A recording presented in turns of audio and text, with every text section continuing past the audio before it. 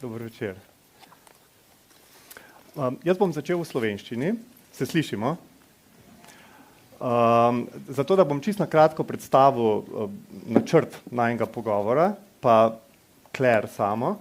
Potem bova pa šla na angleščino in do konca večera bomo v angleščini. Tako da upam, da ste bili vsi obveščeni o tem. Torej, mogoče bi začel s tem, kako sem spoznal našo današnjo gostjo. Prej sva z Matejem začunala, da je bilo to natančno 11 let nazaj, oziroma 11,5 let nazaj, ko sva bila z Matejem povabljena na prvo konferenco o raziskovanju doživljanja, ki bomo zdaj v nadaljevanju rekli prvo osebno raziskovanje ali pa fenomenološko raziskovanje. Ne se ustrašiti te zapletene besede, ampak hočemo reči samo raziskovanje človekovega doživljanja. In to naj je en inštitut oziroma vodja enega inštituta iz Berkeleyja v Kaliforniji povabil na, je rekel, to bo tako preprosto srečanje nas, ki se s tem ukvarjamo, nekaj nas bo prišlo in potem bo več ali manj prosti pogovori, sploh ni treba predavanj pripravljati. In vsaj jaz sem pričakoval, da bo to res eno tako neformalno druženje, nekako kolegov, ki se začenjamo ukvarjati s to temo. Ko sva pristala tam v Berkeleyju, sva najprej ugotovila, da to seveda ne bo v kakšni dolgočasni učilnici, ampak da bo se to dogajalo na prelepem objektu enih 50 kilometrov severno od San Francisca, ki ga je ena skupina budistična, tibetanska budistična skupina kupila od hotela, ki je bil prej z 10 zvezdicami, $1200 na noč so ostale sobe in potem je to bilo preurejeno v budistični odmik. To se je dogajalo na hribčkih, kjer smo srnice so hodile okrog nas, tisti jackrabbiti veliki so se sprehajali. Torej, to je bilo prvo presenečenje, da je bilo res fantastično okolje našega druženja. Počasi, ko sem spoznaval teh 15-16 ljudi, s katerimi smo se družili tam, sem tudi ugotavljal, da mogoče mi da tem čist ne paše v to skupino, ker so to sami vrhovi raziskovanja doživljanja v tistem trenutku. To mi je počasi postalo jasno, ko je en od kolegov razlagal, kako so v njegovi srednji šoli, ki se je reklo Eton, se učili na pamet, iz čistega upora proti učiteljem so se na pamet cele brate Karamazove naučili in potem med mašo namesto maše recitirali. Potem nekdo drug, ki sem šele potem povezal, da mi njega učimo kot enega od avtorjev najbolj obširnega učbenika za kognitivno znanost, Max Wellmans je bil tam in tako naprej. Ampak najbolj mi je v spominu ostalo pa čiščenje posode, ker smo za sabo vedno morali kljub neskončno elegantnemu settingu smo morali sami čistiti za sabo posodo in pospravljati. In z eno drobčkeno francozinjo sva nekajkrat skupaj čistila in potem brisala krožnike. In to je bila naša današnja gostja Claire. Zdaj pa upam, da bom prav to izgovoril. Petitmengin, something like that. I still haven't finished a little bit more in Sloveniji. In ona je razlagala, to je bilo 11 let nazaj, kako je v bistvu pač ona se ukvarja z raziskovanjem doživljanja, z tem, čemur bi rekli zdaj empirična fenomenologija, da v zadnji pa njo najbolj zanima meditacija, raziskovanje meditacije, ampak v tistem času, torej 11 let nazaj, je bilo to še nekaj zelo nenavadnega v znanosti. Počasi je že prihajalo v znanost, ampak tam so nam rekli, to je bad career move, da bi se zdaj ukvarjal človek z meditacijo. Večina nas, ki so vsaj malo, vidim veliko mojih kolegov tukaj ukvarja s kognitivno znanostjo, vemo, da se je v zadnjih 10 letih bistveno spremenilo, da je to zdaj postalo nekaj povsem navadnega raziskovanja meditacije, da zdaj je zelo pogosta slika, da vidimo menihe budistične priključene na EEG čelade, ki potem merimo možganske valove med meditacijo in tako naprej. In to križišče ali pa to stičišče med znanostjo in meditacijo, to je tema našega današnjega pogovora. En prvih, ki se je tega lotil, ali pa vsaj prvih, ki se je tega lotil res sistematično, ki je bil prej nevroznanstvenik, zdravnik in je potem postal dober prijatelj z Dalaj Lamo, je bil Francisco Varela.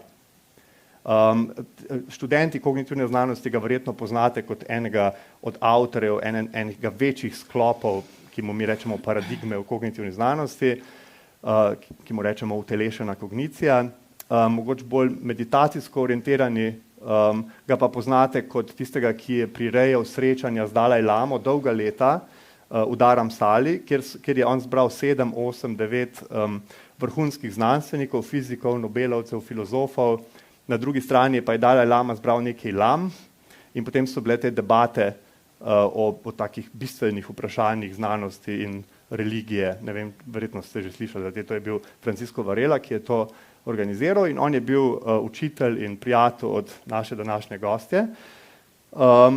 In on je bil en od najbolj zanimivih in plodnih do svoje prerane smrti znanstvenikov, ki je poskušal na različne načine združevati meditacijo in znanost. In upam, da bo nam lahko naša gostja kaj o tem tudi povedala.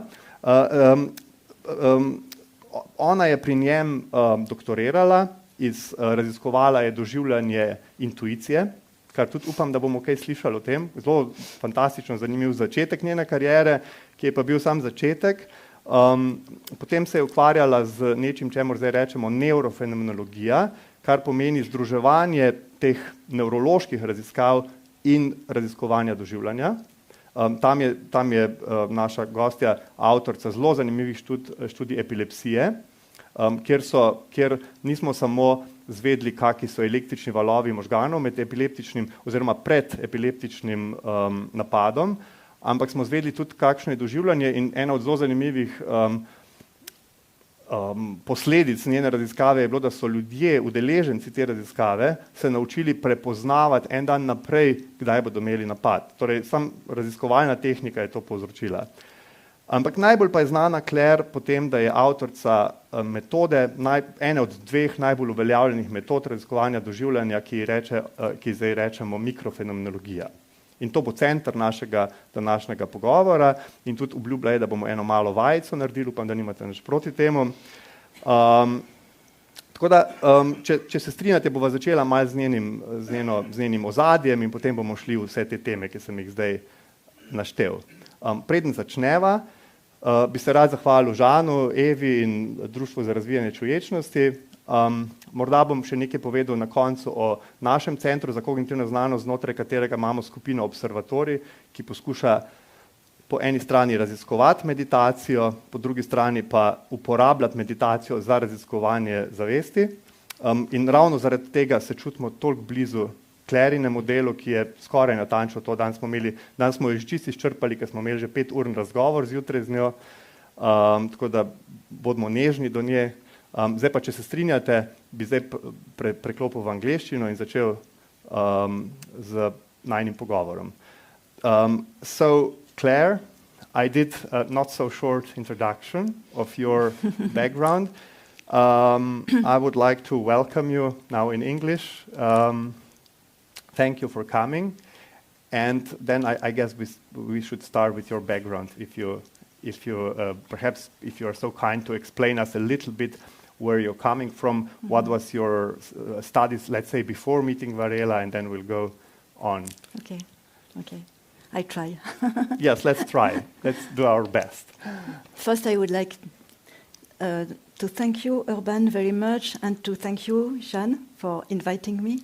And I'm very happy to be there tonight and to discover Ljubljana. It's my first time in Slovenia, so I'm very happy to be there. So I began with studies in philosophy when I was when I was a teenager. Philosophy in Paris at the Sorbonne. My father wanted me to do mathematics, but I wanted to do philosophy. I was very determined. But unfortunately, I was very disappointed by philosophy because, of course, it was sometimes very exciting, but very abstract. And I found that this knowledge was disembodied and very abstract. And so, except one course which was devoted to Indian Buddhism. And the professor, Guy Bugeaud, was very embodied teacher, and I was completely passionate, very, very interested in this course. I so interested that I spent 4 years to learn Sanskrit in order to be able to understand a little more than through translations. So I did that for 4 years. I wrote, how do you say, un mémoire, comment dire? A master thesis on emptiness in Indian Buddhism. It may seem very pretentious to do that, but really. But at that time, nobody was interested in that. Nobody knew meditation. It was very, very difficult in the 70s to find a book on Buddhism or meditation or the Madhyamaka school, the school which I was studying. So, and after a few years, in fact, meanwhile I had 2 children, and I had to earn my money, and it was really very difficult to earn money with a thesis on emptiness.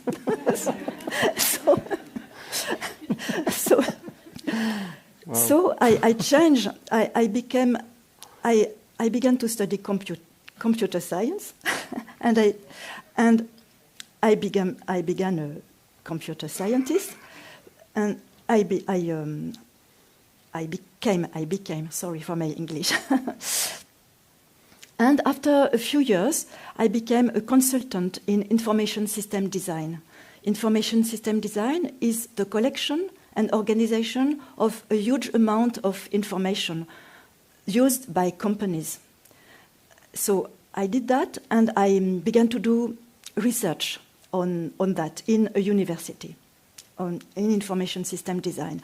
I was specialized in the information which is difficult to collect, which is very implicit, very embodied. Yeah, which sounds very much like experience, which is also very difficult to play. Yeah. Very. So it was a good way to learn, to begin to learn to do that. And but the university told me, "Oh, you don't have a PhD. You must have a PhD to be a teacher in a university." So I began to look for a thesis advisor in information system design. And I remember that once I was somebody offered me a book. The title was The Construction of Reality. It was a book on constructivism. Mm-hmm. And there was a paper of a man called Francisco Varela. I had never heard of him.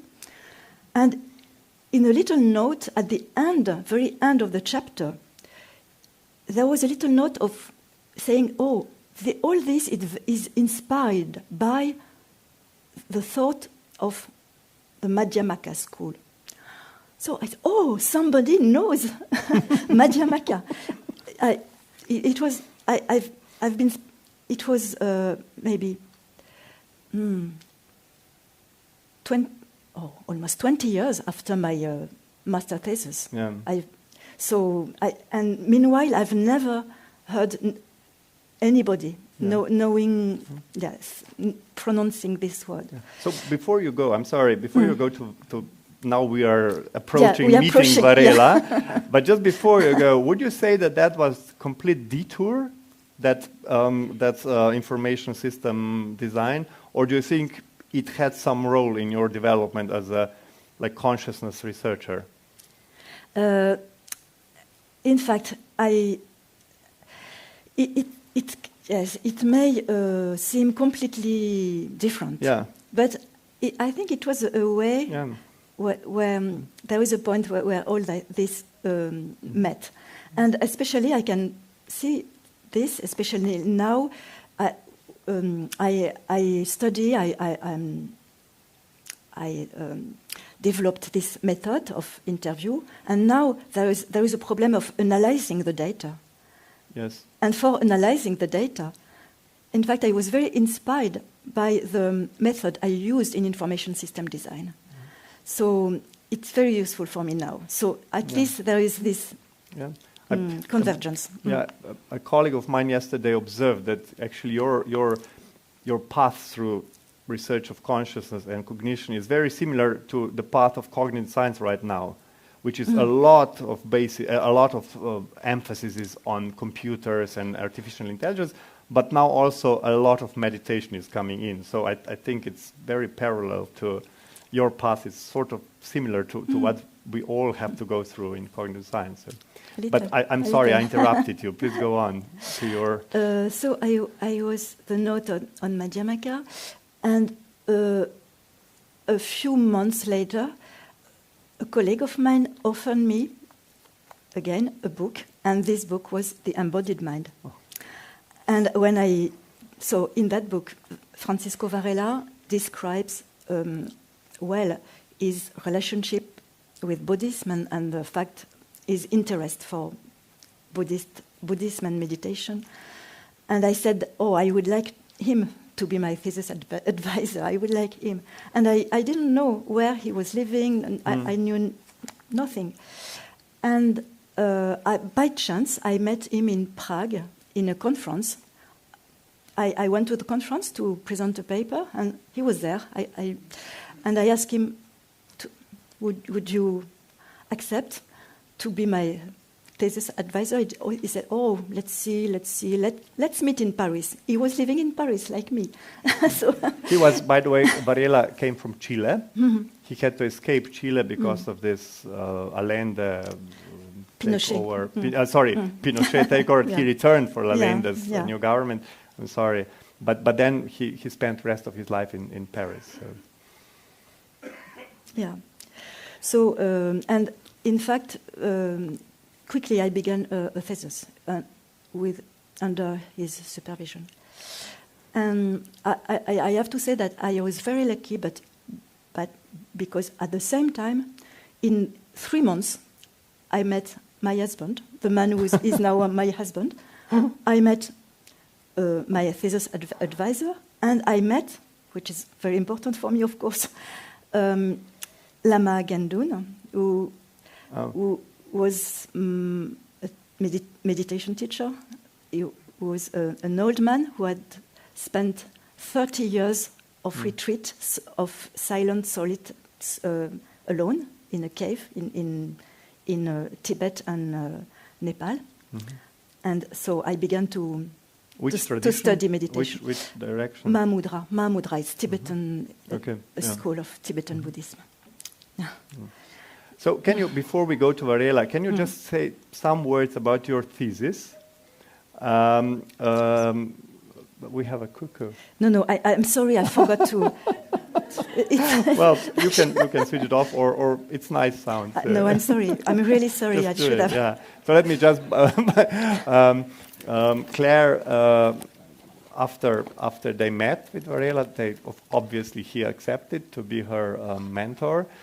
And she wrote a thesis about experience of intuition. And then she also published some papers, and that was one of the ways how we encounter her work, so her first work was already quite interesting. So perhaps you could, I think it's better that you tell us a little bit than that I lecture about your papers. Yes, so he proposed me to work on the intuition. But I didn't want to do a thesis of the philosophies of intuition from Plato to Husserl or something like that. I wanted to study the experience of intuition, that I defined as the emergence of an idea without the intermediary of a deductive mechanism. So, and so the problem was how to study the experience of intuition. And at that time, we discovered a method called the entretien d'explicitation, explicitation interview, or how to make explicit the implicit. Which was psychotherapy method at that time? No, not at all. Not at all. No, it was used in companies, it was used to make but explicit. invented by the psychotherapist, because Vermeer was the inventor, was sort of... No? Okay, sorry, yeah. No, it was not used. Sorry, Urban, it was not used at all for psychotherapy. It's okay. No. Yeah, okay. No, he used different methods for therapy. But this one was really to help a skilled person to describe what he does, in fact, his experience. Yeah, goal-oriented. Goal-oriented. That was it was very goal-oriented. The actions he does, in order to perform, to realize, to do something. Yes, I think I stand corrected. Actually, what you write is that there are methods of some like hypnotherapy and some other therapies used in this interview. But it was not used for therapy. Yes, I think. Yeah. Okay. Yeah. Or not even that. No. He used, for example, some techniques of Milton Erickson, some modes of questioning of Milton Erickson, but it's not. Okay. It was not in a therapeutic Forget context. therapy. Nothing about therapy. Yes. Milton Erickson, I'm the hypnotherapist, so. I think SFU students know. Yeah, probably. The inventor of hypnotherapy, a great magician of therapy. So yeah. So intuition. So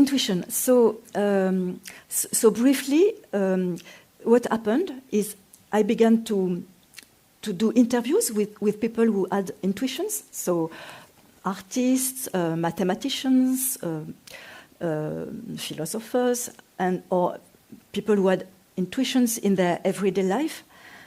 And what was amazing, that after doing many interviews and analyzing them, it seems that intuition seems to be something completely which happens randomly, spontaneously, unpredictably. And finally, we discovered that there is a state which is favorable, which favors the emergence of an intuition, a specific attentional state, an attention which is very open, which is very receptive, which doesn't look for, is not goal-oriented, and also anchored in the body. And so a state favorable to the emergence of an intuition, even if it doesn't work. Yes, but it's more likely that that's where we will find it. Yeah. And specific processes to go into that state. And for some expert people, some techniques to do these gestures. Yeah. So there was, I remember when I presented these first results to Francisco Varela in his office at La Salpêtrière in Paris, the hospital, because he was working in hospital and also scientific work. Yeah.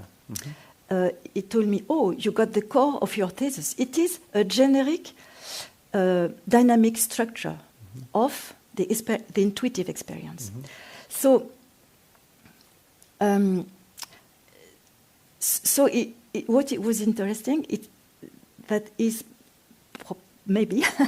that from the description of singular experiences of different people emerged a generic structure.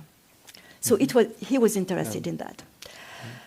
And so after that, after my PhD defense, he proposed me to work on the anticipation of epileptic seizures. Okay. So with his team, he has discovered, he was at that time a neuroscientist. He had just discovered that, in fact, until now, epileptic seizures. Until that time, epileptic seizures were considered as completely unpredictable, which is one of the main causes of the poor quality of life of epileptic people, because they cannot drive, they cannot do anything dangerous, potentially dangerous, or even cook. Because you never know when it will strike you. You never know, you never know. And they discovered that an epileptic seizure, at least in some types of seizure, was preceded a few minutes before by a particular neuronal activity. And he asked me, with your method, could you interview epileptic people in order to try if this neuronal activity corresponds to an experience, something that they can feel, something that they live? And so I did that. Can I just interrupt? Of course. A little footnote here. This is, this perhaps it sounds very normal. That yes, of course, it's good to ask people what are they experiencing while we are measuring their EEG, but that was not normal in science at all until like 20 years ago or 15 years ago. So this is a huge, huge step forward. I think we have Igor Raunik here. Oh, Igor, this is our probably most prominent epileptologist. and he was doing exactly that stuff here with children, epileptology. I know not officially, but I know that you were collecting some data about experience on site. Yeah. But that was something quite interesting, and now this is part of a lot of cognitive science, that we do parallel tracks, sort of brain research and experience, but at that time that was completely new. So I just wanted to make a footnote and say something to each other. Please go on. No, so yes, we discovered some specific sensations announcing a seizure, even long before, not just before, but some hours before. And and these sensations, these warnings, this could be we began to work on non-pharmacological therapies of epilepsy, because the consciousness of these early sensations can help epileptic patients to at least to prévoir, to foresee, and even sometimes to stop the seizure. The seizure. So there was a project, a very interesting project in that direction.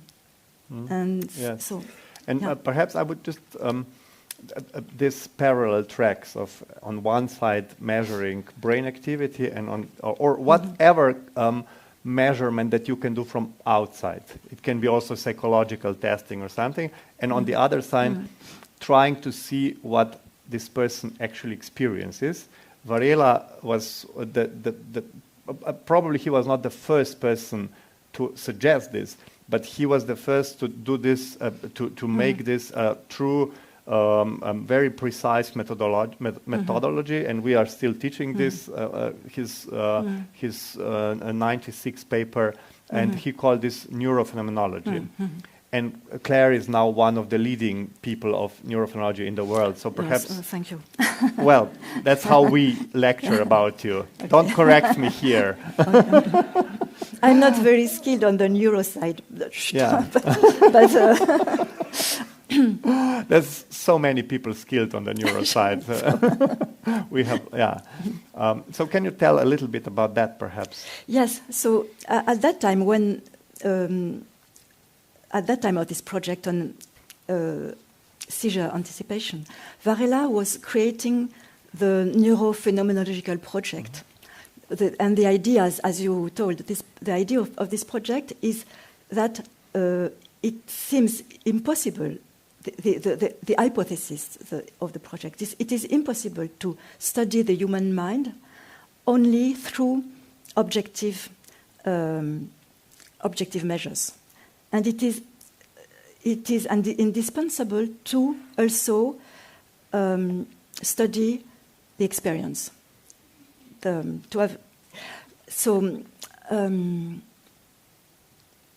Because until that time, to study, for example, emotion, you could only rely on objective measures. So, for example, the rhythm of the heart, or the heart, or the skin conductance, the color of the skin, or the breathing, the rhythm of breathing, and something like that. It was forbidden, really, to ask the person, what do you live?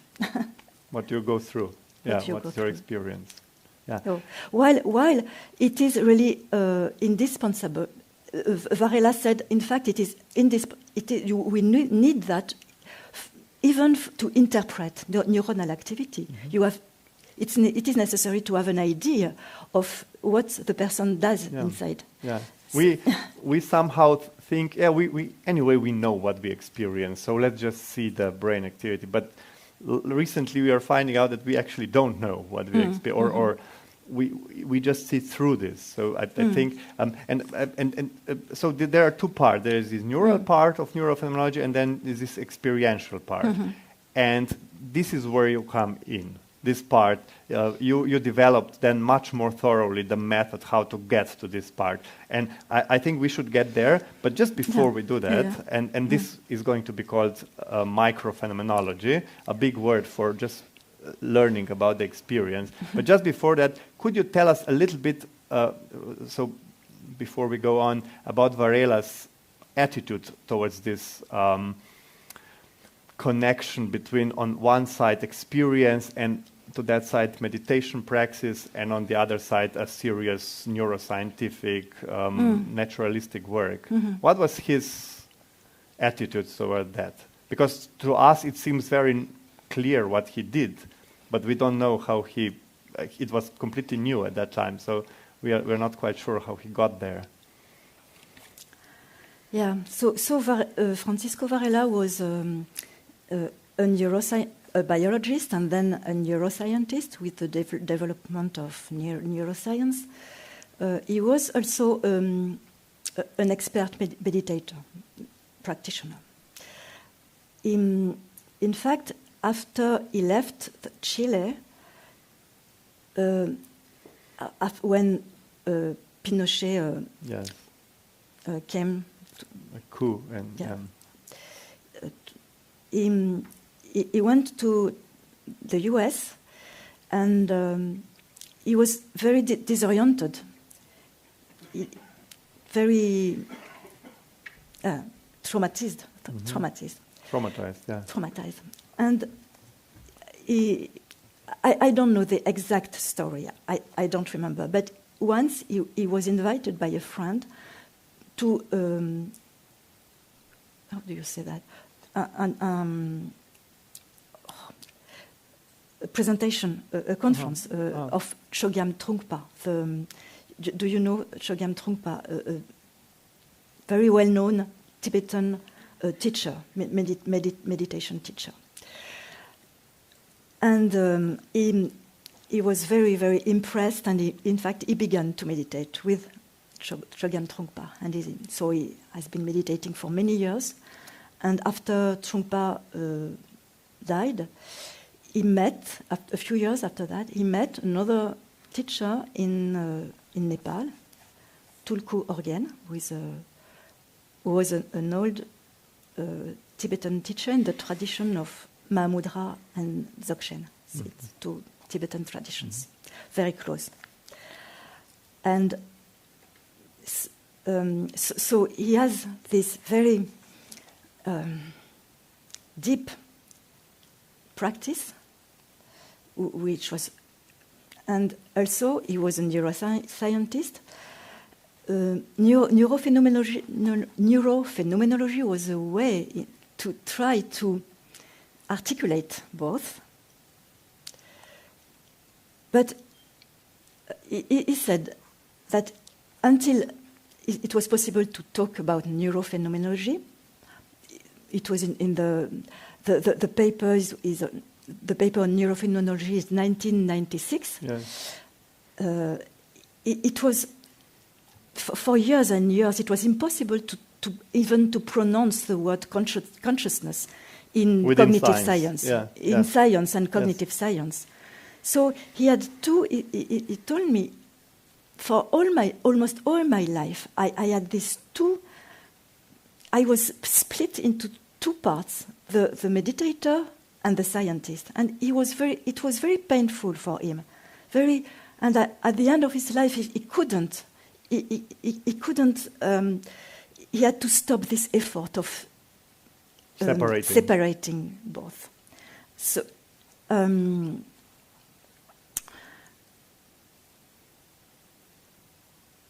And I remember, but at the same time, he was. I don't know if I can just.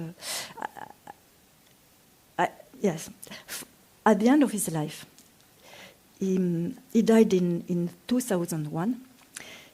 He told me many times, Claire, I would like to stop research.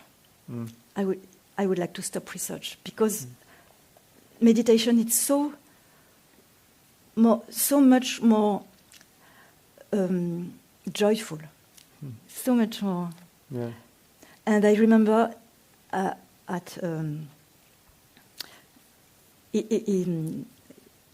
he was sometimes teaching meditation, and once somebody in the assistance asked him, what is the most important for you, the scientist side or the meditation? Yeah.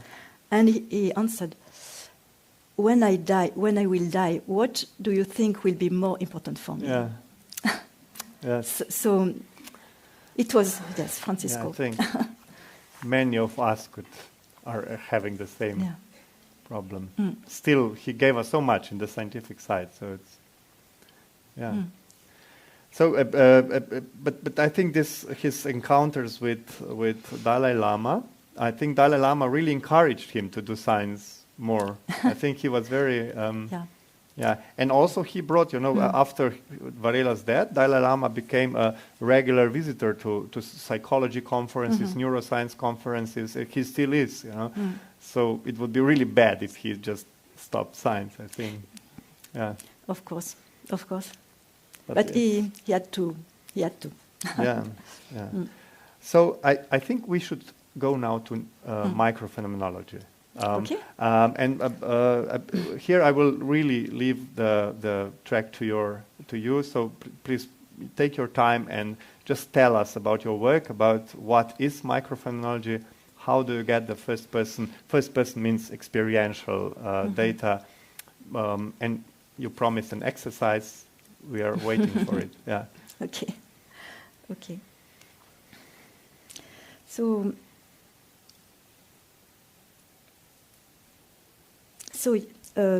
microphenomenology, this method starts from the observation that our attention is not from that. Sorry, that a large part of our experience remains unnoticed. And I don't like to say unconscious because there is all the Freudian unconscious. It's not this. It's not that type of unconscious. It's just unnoticed, unrecognized. In phenomenology, we say pre-reflective. For example, if I reach the bottle, my attention is on the bottle. It's not. I'm hardly conscious of the movement of my limb and of the sensations, inner sensations I had in my muscle and the articulations that initiate the movement of the limb. I'm not conscious of that. If, for example, if I'm writing a paper, my attention is on the content of the ideas I want to express. I'm hardly aware of, for example, the contact of my fingers with the computer keys or the pen, of the tensions in my back, on the successions of inner images or slight emotions, slight choices that I have to do in order to express my ideas. I'm completely absorbed into the content, and so in the what, and it is the same thing for many, maybe all our activities. Our attention is absorbed in the what, the content, to the detriment of the how. Mm. And microphenomenology, phenomenology in fact, but also microphenomenology, tries to help the interviewed person, through interview, to help the person reorient her attention from the what to the how, through a specific mode of questioning, which is very, very simple, non-inducive, and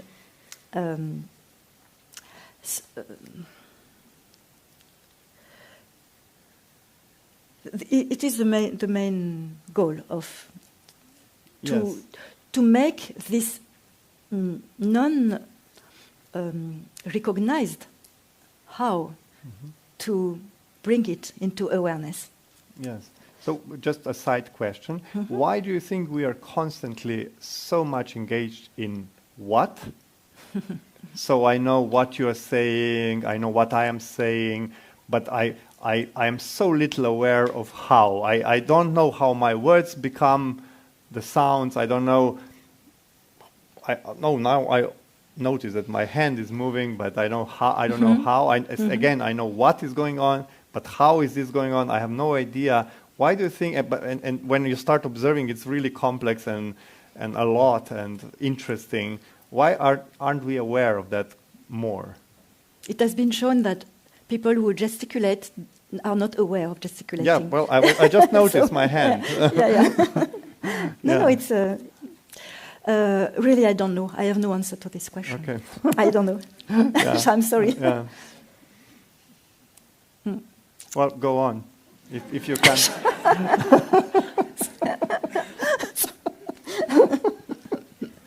Next time, we'll prepare the answer to that.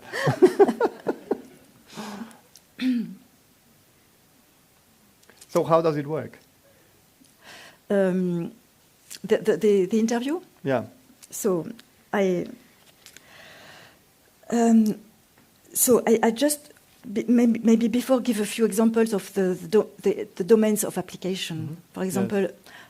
It has been used now in the cognitive domain to explore experiences as simple as an auditory experience. How do we listen to a sound? And it's the tactile experience, what it is to touch an object, and even in very, very simple experiences, there is a huge amount of pre-reflective, unrecognized experience. Yeah. It has been used in for the epileptic seizure to explore the experience of pain, to explore the experience of encounter meeting, the first meeting between a doctor and a patient. Mm-hmm. Very, very different experiences. Yeah. An encounter with a work of art in a museum. What is that experience? To explore the attentional skills of top athletes, or to very, very different experiences. And also, we tried the experience of surprise. And in fact, in most of this research, in almost all of them, we entered a dimension of experience which is very specific, where the separation between the sensorial modalities, seeing, yes, is less rigid, and the separation between body and mind, which seems usually very rigid, is more permeable, Mm-hmm. and also the separation between an inner space and outer space also dissolves somehow. So each time we go into this pre-reflective dimension and try to explore it, we met the strange dimension of experience where the separations are more permeable. Mm-hmm. And finally, we tried to use this method to explore the meditative experience. Yes. Are we going here, or are we going to do the exercise first? We go there. Okay. We go there through the exercise. Okay, yeah, because this is the last part of this intro, and of course the thing we came for. We want to know what did you find out and how did you research the experience of meditation, of mindfulness meditation. Yeah, it was just a pilot project. We have not studied meditation for years and years. It was just a pilot project where we interviewed 12 meditators from 5 to 45 years of experience. And we just tried, because we noticed that many scientific studies have studied the neural correlates of meditation. There are a huge amount of scientific studies on that topic. On neural correlates and on psychological effects. And the psychological effects. We have now thousands of studies dealing, which is great, and but quite interesting that nobody, until Claire published her paper, actually was curious in scientific matter of the experience of meditation. Yeah, that's we try to do, to explore meditative experience, and but to do that, we have no other mean than asking meditator what he lives, and even for advanced meditative practitioners, we are supposed to be acutely aware of their practice. This is not so easy to describe very precisely what they do when they practice, what they do or don't do, to describe their practice. Describing is a specific skill. Mm-hmm. So let me take an example. I will rely on my text for that part. A very widespread meditative technique, shamatha, consists in focusing your attention in your breathing. I'm sure you all know this technique, shamatha. And each time you realize that your attention has drifted, to come back to your breathing. So it's easy to describe, isn't it? But what does it mean to focus on your breathing, to focus your attention on your breathing? What do you do exactly to focus your attention? When you focus your attention, what do you focus? Where does this focusing occur?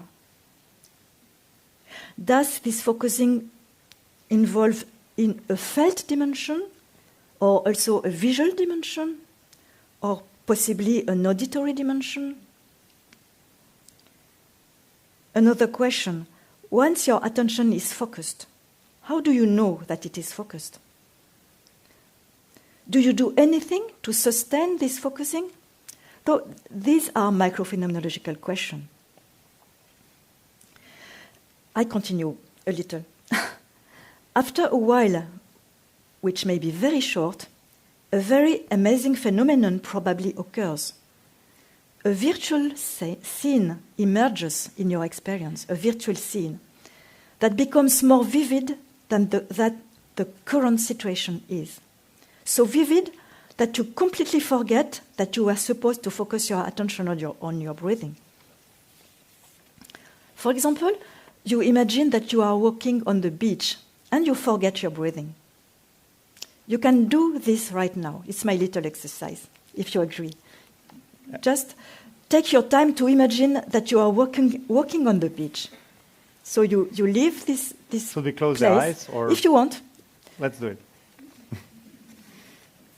And just make a sign when you have done it. So we are imagining that we are walking on the beach. You imagine that you are walking on the beach. You leave this place and you're walking on the beach. You walk on the beach. Go to the beach.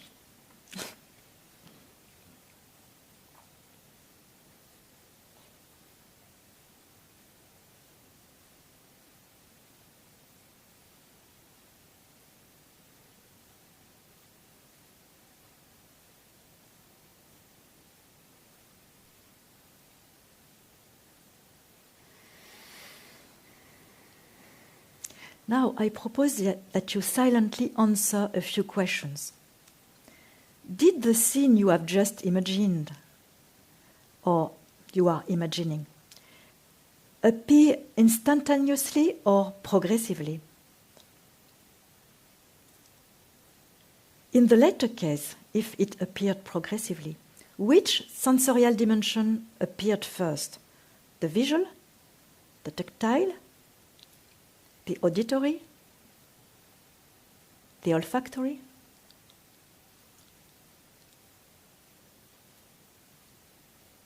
While you were imagining this scene, were you still aware of your visual, auditory, bodily sensations here? Or did you at least partly lose contact with them, with some of them?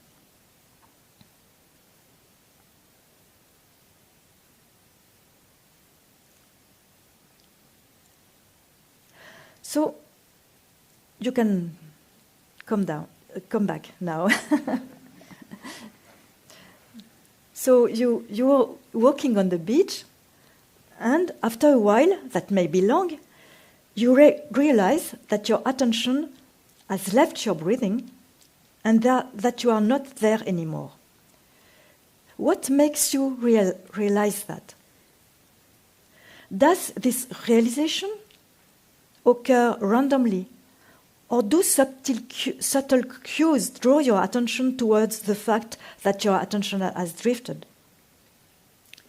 When you realize that, how do you leave the beach? Does the scene disappear instantaneously or progressively? Do certain sensations persist more than others? Which sensations from the current situation come back first?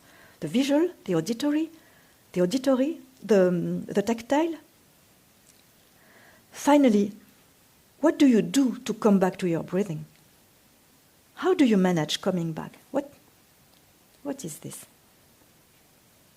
So all these questions are examples of the type of questioning that we use in microphenomenological interviews.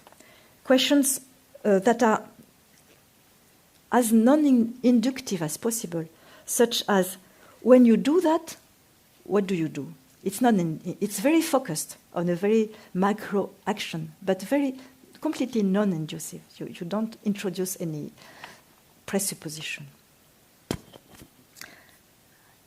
So,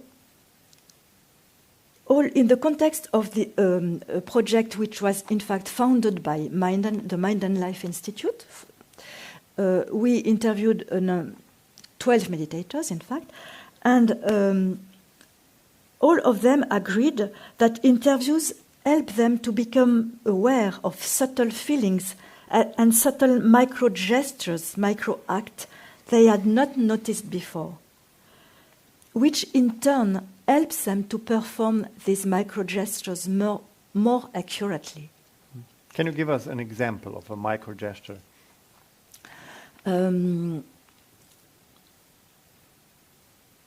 For example, when an idea is emerging under the form of, even before being an idea, it seems that it may emerge under the form of a subtle tension, very subtle, that can be bodily felt. So you can notice or not, and if you notice it, you can just focus your attention on it, or let it develop. So it's a macro gesture would be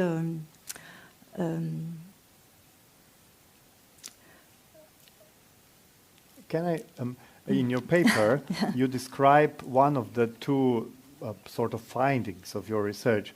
You describe how people do to get into mind wandering, to the thing that you mentioned before. So you sit down, you want to meditate, you, for example, focus on your breath, or want to focus on your breath, and at some point you are already in some scene and mind wandering. And you describe this as a set of gestures and reactions to some tension. Can you explain this? This is a micro gesture going into the... No, to sustain mind wandering, it seems that it's not only something that happens. Yes. You do something to sustain it. Yes. To sustain it. To sustain mind wandering. Yeah. And for example, the inner dialogue seems to be, I think we all know that, is a way to sustain it. To sustain it.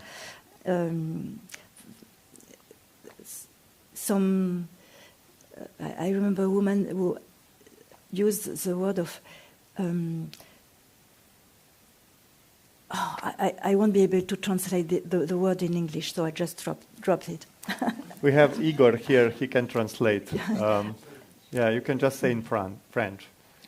Elle disait, c'est comme une, je me rappelle même plus le nom en français, the machine that will produce electricity. Oh, generator. A generator. Yeah. C'est comme, this dialogue is like a generator that sustains the light. Oh, yes, yes. So like a generator or engine that actually keeps the mind wandering on. But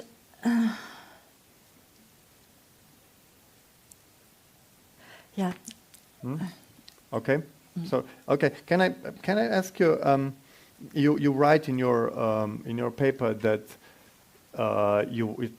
some of the meditation teachers were informed about this, and actually they were part of the research, and that they felt that these findings might help them in teaching meditation. So I would like to know about that. We talked about that already, and you said we still have no proof that this will really help, but what do you think? And on the other side, what do you think is the benefit for science out of this kind of research? So they find it useful because this may make them, this type of interviewing, make them more aware of their own meditative practice. And so it helps them to teach, of course, to be more aware of their... And also to describe better what is going on. Yeah. And... scientific part? Yeah. But for the teachers, the fact, so first, knowing more their own practice and also knowing more the way their student practice helps them to adapt their teaching to the particularities, to the difficulties of their students. Yes. To have a feedback of how their students practice, to how they understand a meditation instruction, misunderstand or sometimes misunderstand.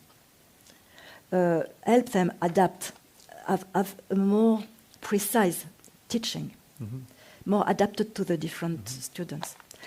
And for how, so it's a very different question, how this type of research can be useful for science. Yes.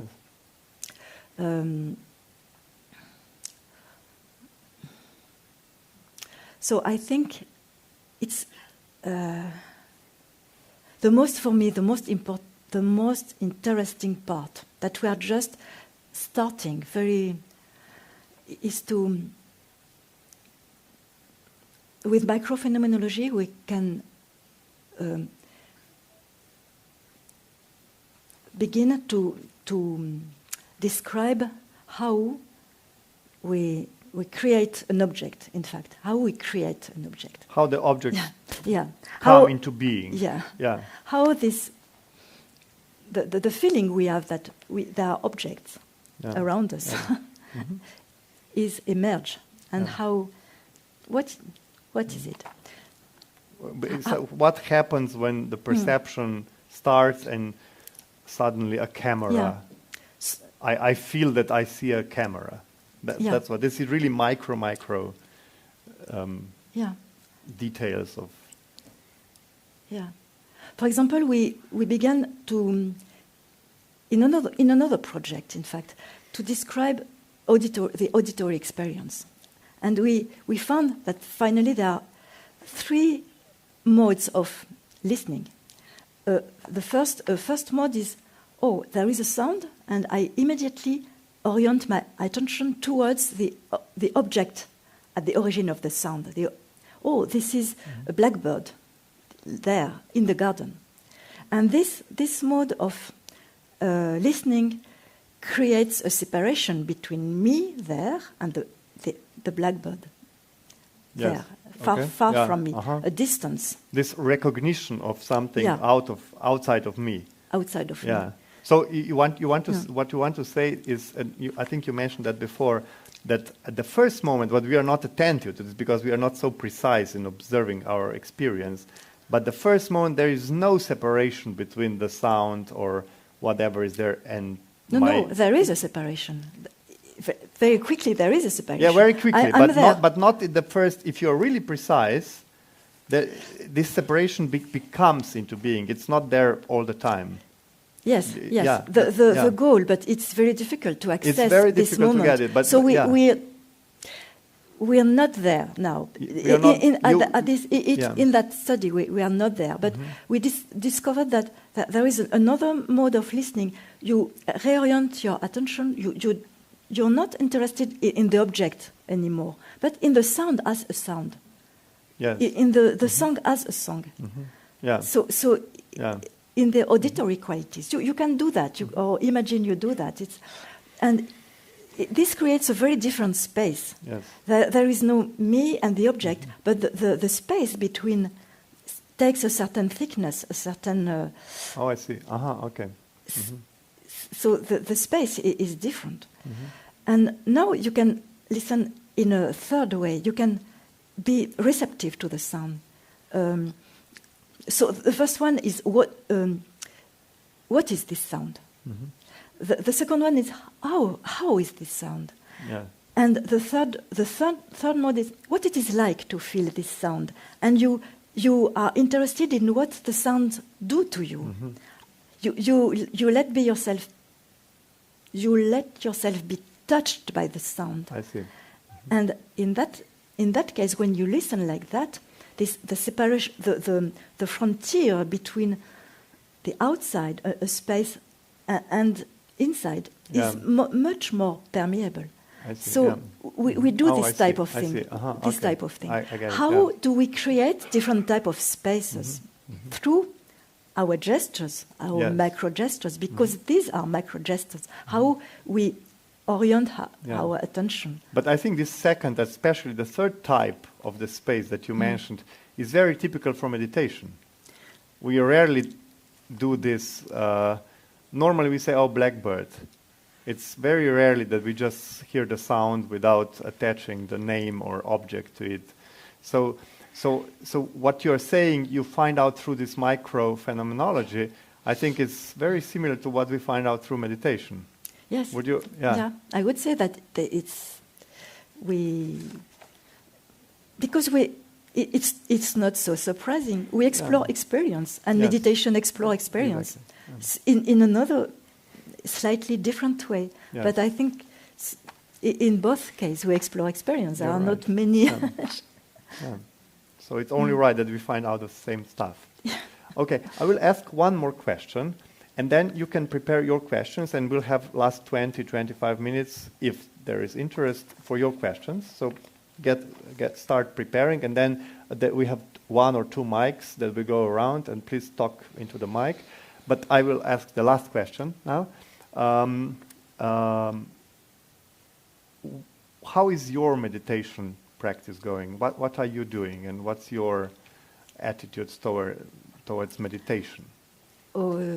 So since I met my Lama Gendun, so it was 25 years ago, I've been practicing Vipassana, and now much more Tibetan tradition, Mahamudra and Dzogchen. So I do meditation.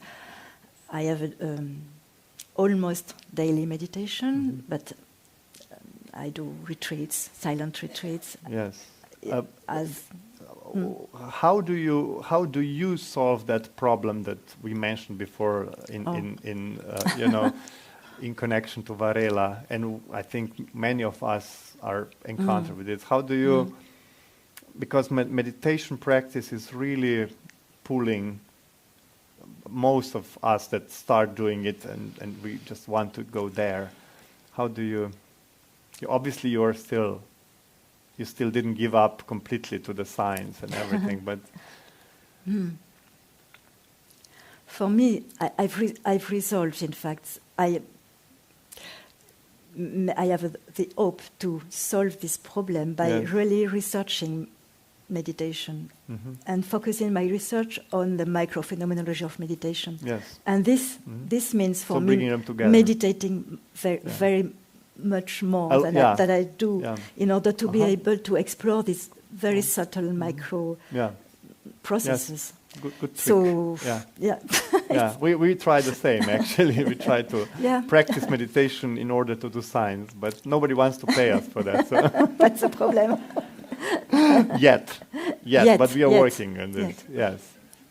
Okay, let's finish here, and I would ask for questions and for the mics to go around. We still have low battery. No, we have 20 minutes or 15 minutes for your questions, and then perhaps we'll wrap it up. So there's one. May I thank you for the excellent evening. The questions are too many, so I may ask 1, 2, 3. Have there been any continuation for the work that had been done with the group of Michel Bollac and which you led in the past? Is there any continuity? Is there any practical applicability? This is the epilepsy work. Yeah, the epilepsy work, yeah. Replicability or no, applicability. Est-ce que c'est... are they continuing to use this method in their clinical work? No. I'm sorry for that. It was not a method. It was just a try, a first pilot study on the early signs. Yes. And announcing a crisis, a seizure, and possibly the therapeutic use application. But for the time being, there's no continuation. To my knowledge, no. Maybe in other countries, but I don't think so. Thank you. Or very little, unfortunately. Thank you. Yeah. The second question: what do you think about meditating and meditating with children? There is an activity in France, méditer, philosopher avec les enfants. What do you think about that? I don't know. I never tried. I have no first-hand experience, knowledge of that. But I think my intuition would be that it would be very, very useful, very very important. Instead of giving them many video games and to help them. But you didn't do with your children. You didn't do it. My children? Yeah. No, no. And the third question: the microphenomenology of let's say poetic creativity. Has there been any studies? Have you gone of creativity, poetic creativity, for example, the inspiration and the creation of artistic work? Did we study? Yeah. A little. a little, especially recently with. It was not very systematic, but we did some work with Olafur Eliasson. I don't know if you know this him. He's very, very interested in the method, in the approach. He's a visual artist in Berlin, very well known all over the world, and a very nice person. And so we tried to study. We tried to study, in fact, the experience of his artworks. What do they do to us? And we went with a microphenomenological team, 10 young researchers. We went in Versailles, where he had an exhibition, and we did interviews on the experience of his artworks. And it's an example, but we tried.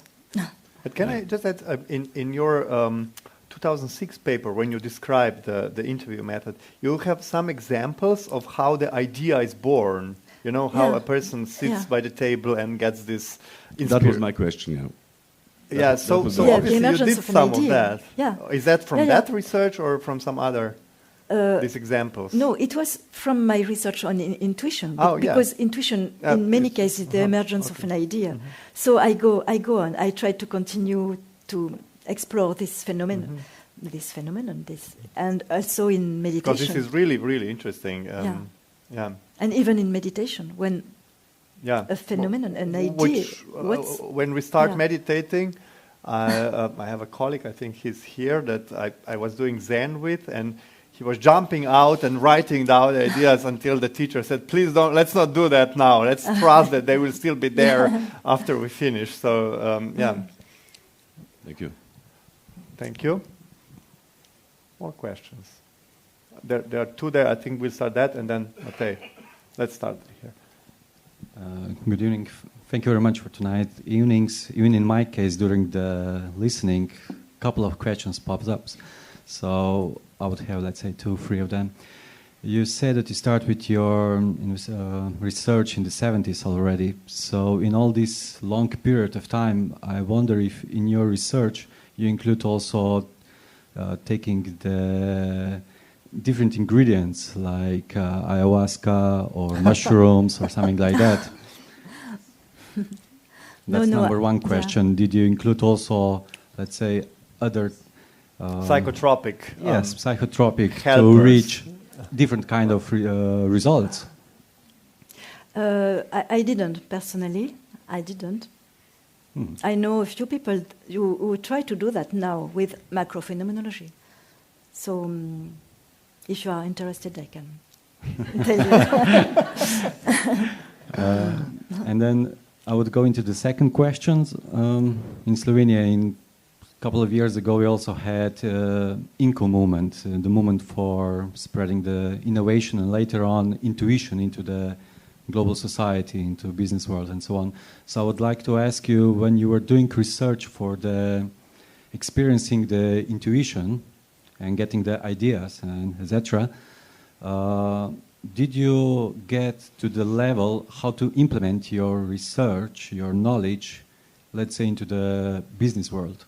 Did you get some tools directly which would be used by the companies or government or, let's say, real life world? No. Okay. I was not so interested.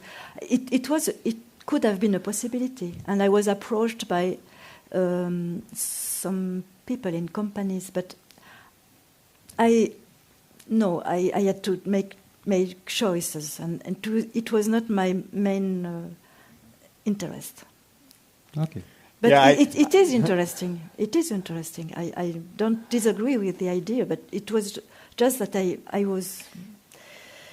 did something else.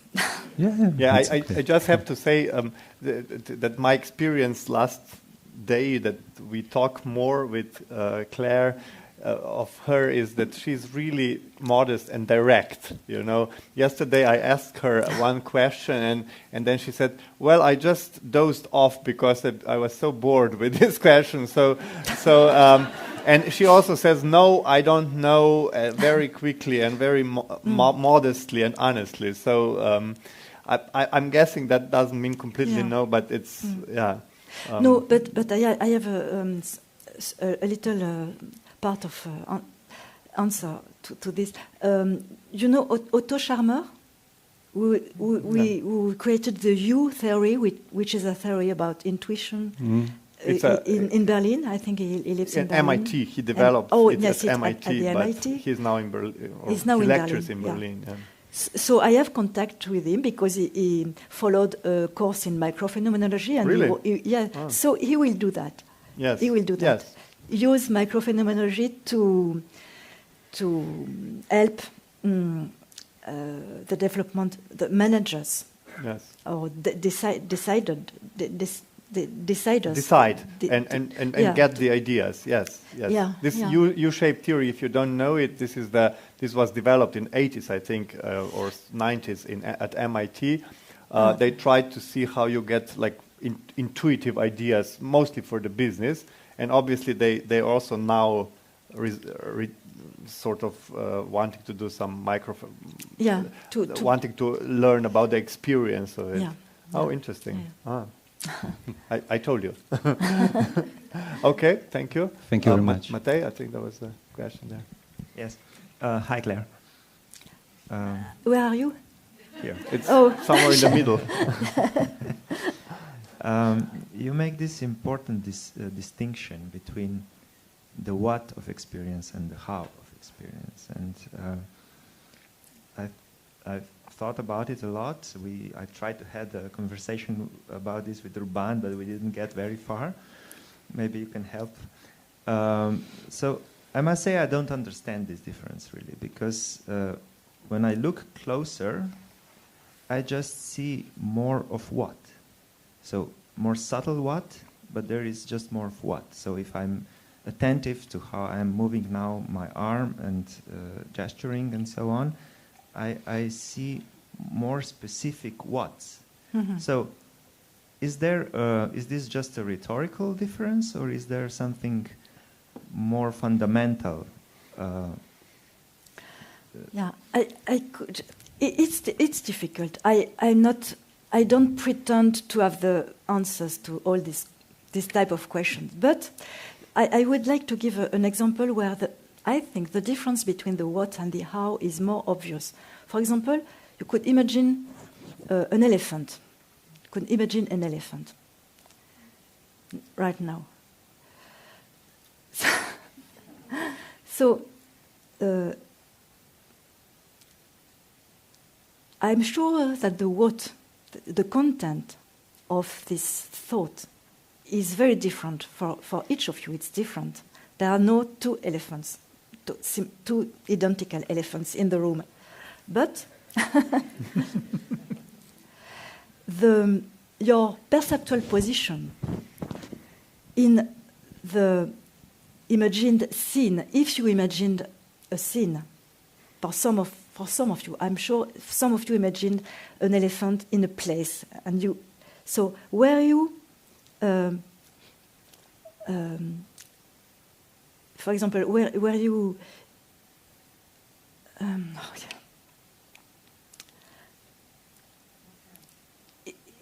yes, in where you. I'm sorry. Where is your position? The point of view, you mean? Yes, the point of view. The point of view. And I have a.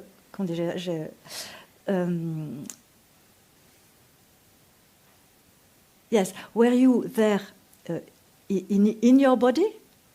I'm sorry. I'm a little time. I'm difficult to explain. I think what you want to say is: are you looking for the elephant from outside, or is there you in this picture?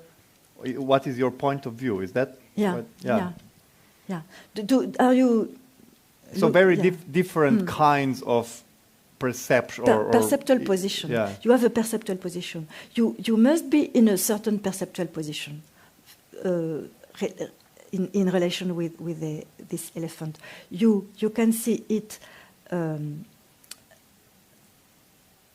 You can be in the scene with the elephant, or you can be outside the scene. So it is a perceptual position. You can be, you can be, for example, in your body, in the scene. You are in your body. You are in a zoo, and you look at the you look at the elephant, or you can be in a. You said you are in a first-person perceptual position. You're in your body. You look at the elephant, or you can be in a third-person perceptual position. You're somewhere on the in the sky, and you look at you and the elephant. So it is very common to adopt different when you imagine a scene, to adopt different perceptual position. So this is the how of the scene. The perceptual position is related to the how. How do you imagine? So what you want to say is it's both times it's what is the same, it's elephant, but how is quite different. The what is very different. The what is the elephant you imagine? Well, it's the same. So both times you would say, what is the elephant? The answer to what question is both times the elephant. Yeah, is the but elephant. The how is quite different. The how is how do you imagine this elephant? Yeah. In which, for example, in which perceptual position are you? Yeah. And this is the how. So for you, it's another what? Well, I don't want to press the issue now. But I mean, I could also say that the what of my perception, of my imagination of the elephant, includes the perception position. So I can describe what is there. So I can describe the elephant is far away from me, and I am looking at it from the outside, and so on and so on. So maybe it's just a rhetorical distinction. I wanted to explore that. So is this just more useful to say, okay, how and what? Because we can maybe talk better about it, or is there something more primary, something more fundamental in this distinction? And I'm not sure yet from what you told me. We also speak on the content. The what is the content, and the how is the structure. It's even more complicated. Yeah. But we are exploring this. Yeah, I think we'll skip that now because I would like to join the debate, but I won't. The one thing that we discussed today is that this gestural dynamic. So what I do when, for example, I start mind wandering during the meditation, this is something that is common. For example, what kind of thoughts I have, or what kind of, feelings I have, that can be quite different, and we are constantly engaged in that. But that dynamics of how it comes into this other mode of, for example, meditation, so a series of hows can be quite similar always, but we are normally not attentive to it. And of course, we can say this could be also what, but I think that's different. But let's leave it there. Is there some? Just to give another example, very quickly, I tried to explain the auditory experience. You can. The what is the sound, but there are so many sounds you can listen to, you can hear. So the what is very. It is the what. It can be a bird. It can be. There are so many sounds, but there is a limited number of attentional position, of attentional way of modes of attention modes to listen to a sound. So your attention is oriented towards the source of the sound, toward the sound itself, or the feeling of the sound. So it is a how. How do you hear the sound? So it's another maybe more. Next time we'll just dedicate the whole evening to this question. Is there some more question? One more question I think we can take. Yes. The mic is coming there.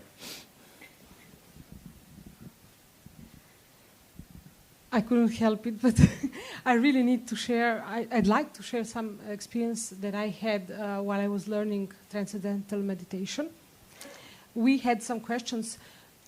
in the beginning, how we can avoid all these perceptions, sensorial perceptions, to draw us away from our goal to meditate, to not be interrupted while meditating. And I remember our teacher told us something very, very interesting, and I would like you to comment on this. He said, your mind and your attention, your rational mind and your attention is like a beam of light. If you look at the sky, everything that you can perceive is a sky, is entire sky, but all your sensorial perceptions and your thoughts and everything else, you can think of them like of clouds. So if you watch the clouds, you won't see the sky. You won't see the emptiness behind them.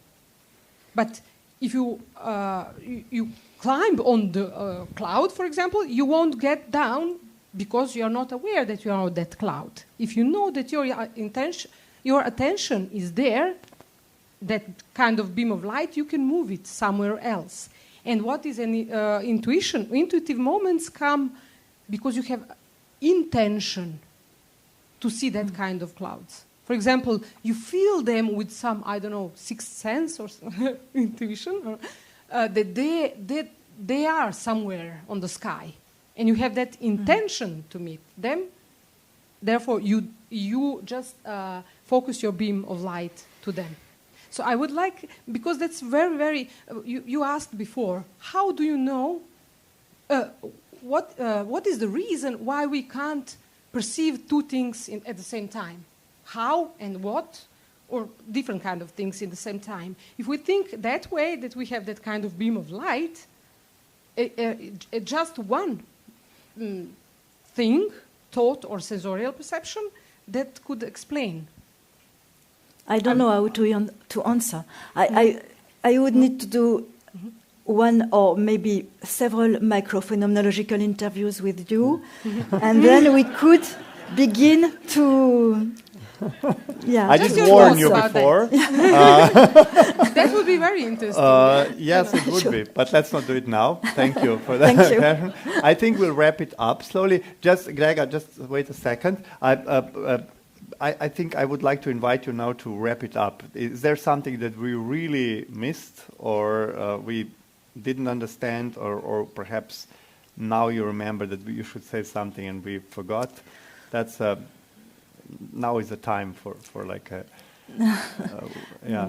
the last chance to say important stuff.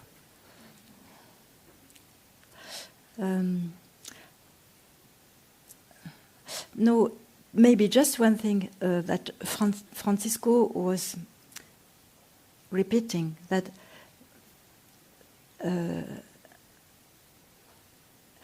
about neurophenomenology. Yes. One of he said, to interpret, we need to interpret the neural activity. We need to have an idea of the experience. And it was one of the reasons why neurophenomenology was introduced and important. But he said also, we don't, all we have here is our experience. We cannot escape our experience. It's all we have. Yeah. So it's another, it's an even more profound reason that we even objective facts are facts of experience. So it's another. This is the biggest mystery for me, because since how is it not a huge mystery for everybody that we can experience, that we can perceive, that we have consciousness? Because nobody knows that. Nobody knows how is it possible that we have like a cup of grams of protein within our skull. Is it possible that from this, somehow this experience comes out? This is, to me, a huge mystery, but sometimes, somehow I feel that it's rarely shared, you know, and that's all we have, is experience. Brains and tables and lectures, these are just parts of our experience. I think we should finish with this mystery. I would just like to say some technical words at the end. You got some little brochures, and inside you can leave, if you want, your email. You can leave it in order for the Society for Mindfulness to send you information if you are not the member or on their list already. Or you can leave address to my little group of researching experience. We call ourselves Observatory, and we try to meditate and observe experience and do other cognitive science / experience studies. So if you want to be informed about what we do, you can leave the email address to us if you want, and you have to sign it because of these new European rules. That's one thing. I would really like to thank the organizers, which is some of my colleagues, Emma and Florian, but especially to Jean and Eva, because without them there would be no event like that. So thank you to you first, and then of course thank to Claire. I'm not going to pronounce your surname, but I think we are really. If you were studying what I'm studying, you would know what an honor it is to have her here. So I would like to thank you really very much for the whole thing. And there were some more questions. We will stay here for a couple of minutes, so Grega and others, you can just come and talk to us. So thank you, of course. Thanks. Thanks. Thank you.